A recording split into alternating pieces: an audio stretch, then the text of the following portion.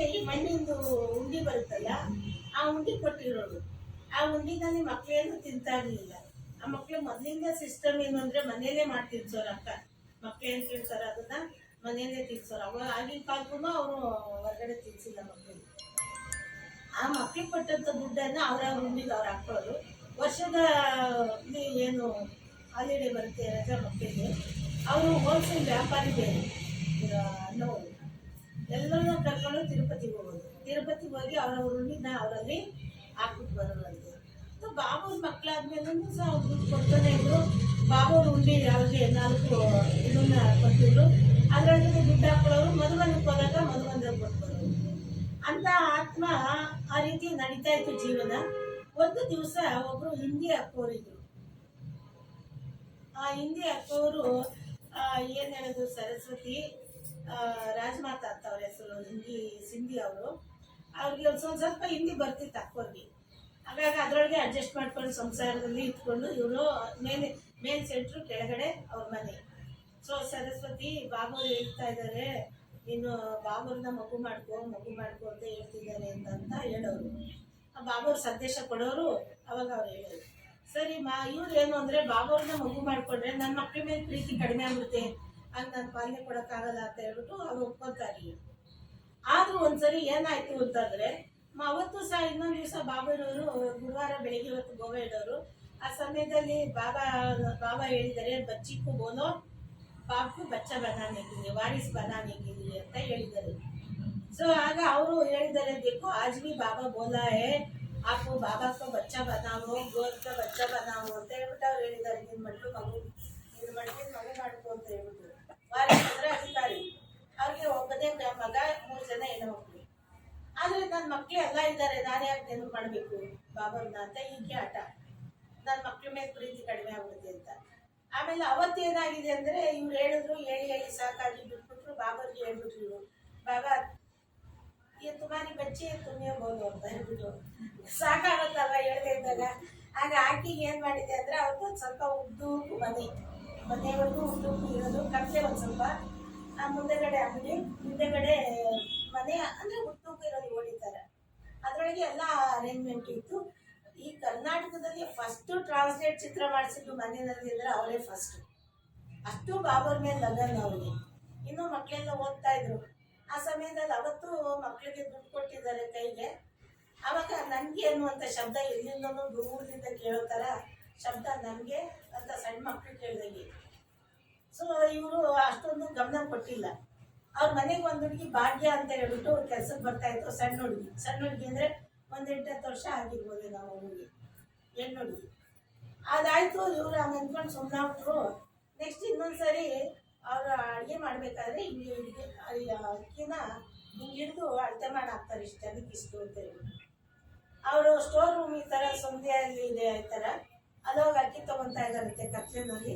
ಅವ್ರ ಅಕ್ಕಿ ತೊಗೊಂಡು ಡಬ್ಬ ಮುಚ್ಚೋಷ್ಟರಲ್ಲಿ ನನಗೆ ಬೆಳಗ್ಗೆ ಏನು ದುಡ್ಡು ಕೊಡುವಾಗ ಸೌಂಡು ಗೊತ್ತಾಯ್ತದ ವಾಯ್ಸು, ಅದೇ ವಾಯ್ಸು ಅಕ್ಕಿಗೂ ಹಾಕೊಂಡು ನನಗೆ ಅಂತ ಬಂತಂತೆ.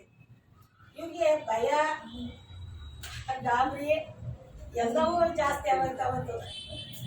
ಅವ್ರಿಗೆ ಒಳಗಡೆಗೆ ಭಯ, ಅಕ್ಕಿ ಡಬ್ಬ ಇದು ಎಲ್ಲ ಅಲ್ಲೇ ಬಿಟ್ಬಿಟ್ಟು ನೋಡಿ ಬಂದ್ಬಿಟ್ಟಿದ್ದಾರೆ. ರಾಜಮಾತ ಮೇರೆ ಬಗ್ಗೆ ಹಾಕು ಚೋರೇ ಅಂತ ಅವರು ಅವಾಗ ಹೇಳಿದಾರಂತೆ, ದೇಖೋ ಬಾಬರು ಹೇಳಿದ್ರು ನೀನು ಮಗು ಮಾಡ್ಕೊ ಅಂತ, ನೀನು ಒಪ್ಕೊಳ್ಳಿಲ್ಲ, ನಾನು ಬಾಬರಿಗೆ ಒಪ್ಪಿಸ್ಬಿಟ್ಟೆ, ಬಾಬರಿಗೆ ಗೊತ್ತು ನಿನಗೆ ಗೊತ್ತು ಅಂತ ಅಂದ್ರಂತೆ. ಆಗ ರಾಜಮಾತನನ್ನ ಕೆಳಗಡೆ ಕರ್ಕೊಂಡ್ಬಂದು ಉಯ್ಯಾಲೆ ಇತ್ತು ಕ್ಲಾಸ್ ಹಾಲಲ್ಲಿ, ಆ ಉಯ್ಯಾಲೆ ಮೇಲೆ ಕೂಡಿಸ್ಕೊಂಡು ಅಕ್ಕಿ ತೊಗೊಂಡು ಬಂದು ಅನ್ನ ಮಾಡಿ, ಇನ್ನು ಆ ಒಂದು ಮನೆಗಳಲ್ಲಿ ಬೇಯಿಸಿದ ಅಕ್ಕಿನ ಸೆಂಟ್ರ್ ಕೊಡೋದಿಲ್ಲ ಅಲ್ವ ಅನ್ನನ, ಅದಕ್ಕೆ ಅವರು ಅವಾಗ ಸಲಹೆ ಕೊಟ್ಟರಂತೆ, ನೋಡು ಸರಸ್ವತಿ, ಬಾಬರಿಯವ್ರಿಗೆ ನಾವು ದಿವಸ ಅನ್ನ ಅಂತೂ ಕೊಡೋಕ್ಕಾಗೋದಿಲ್ಲ. ಒಂದು ವ್ಯಕ್ತಿಗೆ ಎಷ್ಟು ಖರ್ಚು ಬರುತ್ತೆ, ಒಂದು ಇಡೀ ಅಕ್ಕಿ ಎಷ್ಟು ಹಾಕ್ತೀಯ ನಿನ್ನ ಮನೇಲಿ ಮಕ್ಕಳಿಗೆ, ಒಂದು ಮಗು ಬಾಬನ್ನ ನೀನು ಮಗು ಮಾಡ್ಕೊಂಡು ಸಾಕಾಗಲ್ವಾ, ಅದಕ್ಕೆ ಒಂದು ಡಬ್ಬ ಇಟ್ಕೋ, ಆ ಡಬ್ಬದಲ್ಲಿ ಒಂದು ಇಡೀ ಅಕ್ಕಿ ಎತ್ತಾಗ ಫಸ್ಟು ಬಾಬರಿಯವ್ರಿಗೆ ಇದ್ದಾರೆ. ಆಮೇಲೆ ನಿಮ್ಮ ಮನೇಲಿ ಎಷ್ಟು ಜನ ಇದ್ದಾರೋ ಅಷ್ಟು ಜನಕ್ಕೂ ನೀನು ಅಕ್ಕಿ ಹಾಕೋ, ಅವಾಗ ಈ ತಾಪತ್ರೆ, ಈ ಒಂದು ಸೌಂಡ್ ಬರೋದು, ಈ ಭಯ ಇವೆಲ್ಲ ಇರೋದಿಲ್ಲ. ಆಮೇಲೆ ನಿಮ್ಮ ಮನೆ ವಾತಾವರಣ ಹೆಂಗಿರುತ್ತೆ ನೋಡು ಅಂತ ಹೇಳಿದ್ರಂತೆ. ಸರಿ, ಒಂದಿಡಿ ಅಕ್ಕಿ ಎತ್ತಾಕೋರು, ಮತ್ತು ಒಂದಿಷ್ಟು ಬೇಳೆನೂ ಇನ್ನೊಂದು ಡಬ್ಬಕ್ಕೆ ಎತ್ತಾಕೋರು, ಮತ್ತು ಆ ಹುಡುಗರು ಕೊಡುವಾಗ ದುಡ್ಡು ಏನು ಕೊಡ್ತಾರೋ ಆ ದುಡ್ಡನ್ನು ಒಂದು ಉಂಡಿ ಮಾಡಿ ಬಾಬರವ್ರಿಗೆ ಅಂತ ಇಟ್ಟಿಟ್ಟು ಇಷ್ಟು ವಸ್ತುಗಳನ್ನ ಅವ್ರು ಏನು ಎಕ್ಸ್ಟ್ರಾ ಮಾಡ್ತಾಯಿದ್ರು ಅದೆಲ್ಲ ಭಂಡಾರಕ್ಕೆ ಸೇರಿಸಿ ತಿಂಗಳ ಅಂತಂತಾರ ಅದನ್ನು ತಂದು ಒಂದು ಡೇಟ್ ಗುರ್ತಿಟ್ಕೊಂಡು ಅದನ್ನು ತಂದುಕೊಡೋರು. ಈಗ ನನಗೇನು ಅಂತ ಸೌಂಡ್ ಹೋಯ್ತಲ್ಲಿ. ಆದರೆ 2-3 ಸಾರಿ ಅವ್ರಿಗೆ ತುಂಬ ಒಂದು ಜೀವನದಲ್ಲಿ ಅವರ ಘಟನೆಯನ್ನು ಅವ್ರು ಪ್ರಾಕ್ಟಿಕಲ್ ಮಾಡಿದ್ರು ಅಕ್ಕವರು. ಲಾಸ್ಟ್ ಏನಾಯ್ತು ಅಂದರೆ ಯಾವಾಗ ಹಂಗೆ ಆಗ್ತಾ ಹೋದ್ರು ಅವ್ರ ಮನೆಯಲ್ಲಿ ಅವರು ಅಂಗಡಿ ಏನಿತ್ತು ಅದು ಸಹ ಬಹಳ ಇಂಪ್ರೂವ್ ಆಗೋಯ್ತು. ಮೊದಲು ಒಂದು ಸ್ವಲ್ಪ ಲಿಮಿಟಲ್ಲಿ ನಡೀತಾ ಇತ್ತೇನೋ ಅಷ್ಟಕ್ಕಷ್ಟೇ. ಆಮೇಲೆ ಹಿಂದೂಪುರ, ಅನಂತಪುರ, ಆ ಕಡೆ ಈ ಕಡೆ ಇವ್ರ ಅಂಗಡಿಯಿಂದ ಇವೆಲ್ಲ ಸಪ್ಲೈ ಆಗುವಷ್ಟು ಬಿಸ್ನೆಸ್ಸು ಜಾಸ್ತಿ ಆಯಿತು. ಅತ್ತಿಂದ ಈಚೆಗೆ ಅವರು ವೃದ್ಧಿ ಆಗ್ತಾ ಬೆಳೀತಾನೆ ಬಂದರೆ ವಿನಃ ಯಾವತ್ತೂ ಸಹ ನನಗೆ ಕಡಿಮೆ ಆಯಿತು ಕೊರಗು ಅನ್ನೋಂಥ ವಿಚಾರ ಬರಲೇ ಇಲ್ಲ. ಇದು ಪ್ರಾಕ್ಟಿಕಲ್ ಆಗಿರೋ ವಿಚಾರ. ಮತ್ತು 4 ಜನ ಮಕ್ಕಳಿದ್ದಾರೆ. ಆ 4 ಜನ ಮಕ್ಕಳನ್ನೂ ಸಹ ಮದುವೆ ವಯಸ್ಸಿಗೆ ಬಂದರು. ಅವ್ರನ್ನ ಮದುವೆಗೆ ಮಾಡಬೇಕು ಅಂತ ಅಂದರೆ ಅವರ ಸಲಹೆಯನ್ನು ತೊಗೊಳ್ಬೇಕಲ್ವ. ಮಕ್ಕಳ ಇಚ್ಛೆ ಏನಿದೆಯೋ ಸಣ್ಣದ್ರಿಂದ ಜ್ಞಾನದಲ್ಲಿರೋರು. ಈ 4 ಜನದಲ್ಲಿ ಯಾರಾದರೂ ಲೌಕಿಕಕ್ಕೆ ಹೋಗ್ತೀರಾ ಅಂದರೆ ನಾವು ಅಲೌಕಿಕ ಬಿಟ್ಟು ಲೌಕಿಕಕ್ಕೆ ಬರಬೇಕಾಗುತ್ತೆ. ಅಲ್ಲಿ ನೀವೆಲ್ಲ ಅಲೌಕಿಕರೇ ಆದಾಗ ಎಲ್ಲರೂ ನಾವು ಒಂದಾಗಿ ಎಲ್ಲಿ ಬೇಕಾದ್ರೂ ಇರ್ಬೋದು ಅಂತ ಹೇಳಿದಾಗ ಎಲ್ಲರೂ ಸಹ ಅಲೌಕಿಕದ ಪೆನ್ನೇ ಇಟ್ಕೊಂಡ್ರಂತೆ. ಇವತ್ತೆಷ್ಟು ಎಲ್ಲ ಕಡೆನೂ ಬಲೆ ಜೀವನದಲ್ಲಿ ಸ್ವಾಭಾವಿಕವಾಗಿ ಪ್ರಾಕೃತಿಕವಾಗಿ ಒಂದು ಸ್ವಭಾವ ಸಂಸ್ಕಾರಗಳಿಂದ ಸಣ್ಣ ಪುಟ್ಟ ಘಟನೆಗಳು ಅಥವಾ ಘರ್ಷಣೆಗಳು ಬರ್ತವೆ. ಆದ್ರೆ ಇವತ್ತು ಅವ್ರ ಜೀವನ ಹೆಂಗಿದ್ದಾವೆ?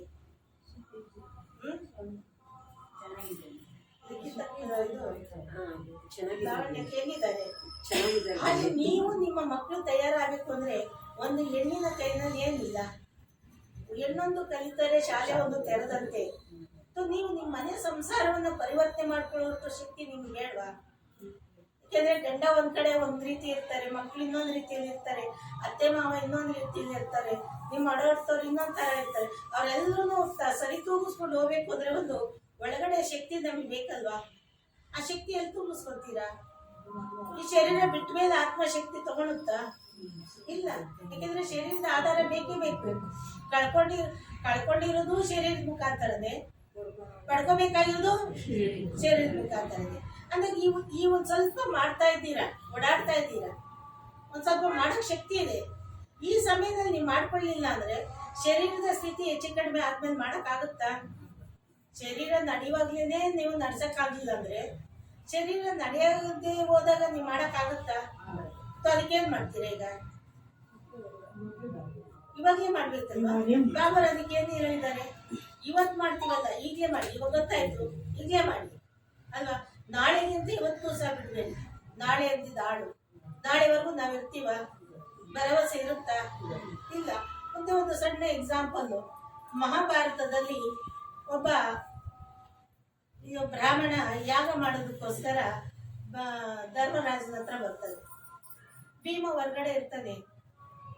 ಏನಪ್ಪ ಏನ್ ಸಮಾಚಾರ ಅಂತ ವಿಚಾರಿಸಿದಾಗ ಭೀಮ, ನಾನು ಒಂದು ಯಾಗ ಮಾಡ್ತಾ ಇದ್ದೀನಿ, ನನ್ನ ಮಗಳದು ನಾನು ಯಾಗ ಮಾಡ್ತಾ ಇದ್ದೀನಿ, ಆ ಯಾಗಕ್ಕೆ ನಿಮ್ಮ ಅಣ್ಣವ್ರ ಹತ್ರ ಸಹಯೋಗ ಕೇಳಕ್ ಬಂದಿದ್ದೀನಿ ಅಂತ ಹೇಳ್ತಾರೆ. ನಮ್ಮ ಅಣ್ಣ ಒಳಗಡೆ ಇದ್ದಾರೆ, ಹೋಗಿ ಕೇಳು ಅಂತ ಬ್ರಾಹ್ಮಣನನ್ನ ಅರಮನೆ ಒಳಗಡೆ ಕಳಿಸ್ಕೊಡ್ತಾರೆ. ಅಲ್ಲೋಗಿ ಕೇಳಿದಾಗ ಧರ್ಮರಾಜ ಹೇಳ್ತಾರೆ, ನಾನು ಸ್ವಲ್ಪ ಬ್ಯುಸಿ ಇದ್ದೀನಿ, ನಾಳೆ ಬನ್ನಿ ಅಂತ ಹೇಳ್ತಾರೆ. ವಾಪಸ್ ಬ್ರಾಹ್ಮಣ ಬರ್ತಾರೆ. ಭೀಮ ಕೇಳ್ತಾರೆ, ನಮ್ಮ ಅಣ್ಣ ಏನು ಹೇಳಿದ್ರು? ನಿಮ್ಮ ಅಣ್ಣ ನಾಳೆ ಬರೋದಕ್ಕೆ ಹೇಳಿದ್ರಪ್ಪ, ಅವ್ರು ಬ್ಯುಸಿ ಇದ್ದಾರೆ ಅಂತ. ಈ ಒಂದು ಭೀಮ ಏನು ಮಾಡ್ತಾನೆ, ನಗಾರಿ ಬಾರಿಸ್ಬಿಡ್ತಾನೆ. ನಗಾರಿ ಯಾವ್ದಕ್ಕೆ ಬಾರಿಸ್ತಾರೆ? ಒಂದು ಖುಷಿಯ ಸಂದರ್ಭದಲ್ಲಿ ನಗಾರಿ ಬಾರಿಸ್ತಾರೆ. ಆತ ಏನು ಮಾಡ್ದ, ನಗಾರಿ ಬಾರಿಸಿದ ತಕ್ಷಣ ಧರ್ಮರಾಜ ಏನು ಅಂತ ಹೇಳ್ಬಿಟ್ಟು ಮೆಸೇಜ್ಗೆ ಸೇವಕರು ಕಳಿಸಿದಾಗ ಅವ್ರು ಹೇಳ್ತಾರೆ ಭೀಮ ಬಾರಿಸಿರೋದು ಅಂತ ಹೇಳಿ. ಭೀಮನ ಮೆಸೇಜ್ ಏನು ಅಂತಂದರೆ, ನಮ್ಮನ್ನ ನಾಳೆವರೆಗೂ ಬದುಕಿರ್ತಾರೆ ಅನ್ನೋ ಖುಷಿ ಕೇಳಿದಾಗ ನನಗೆ ಆ ಖುಷಿ ತಡೆಯೋಕ್ಕಾಗಿಲ್ಲ, ಅದಕ್ಕೆ ನಾನು ನಗಾರಿ ಬಾರಿಸ್ಬಿಟ್ಟೆ ಅಂತ ಹೇಳ್ತಾರೆ.